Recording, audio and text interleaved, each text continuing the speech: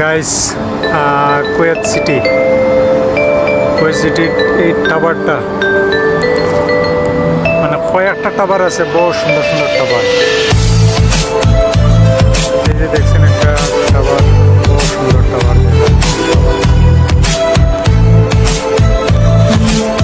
এটা হচ্ছে মানে কুয়েত সিটি। এই যে একটা নতুন বিল্ডিংয়ে কাজ চলতেছে, এই বিল্ডিংটায় নতুন কাজ চলছে। রোদ মানে কি বলবো, রোদ খুব বেশি রোদ, যার কারণে ভিডিও করা যাচ্ছে না। আমি অল্প জায়গায় দাঁড়ায় ভিডিওটা করতেছি।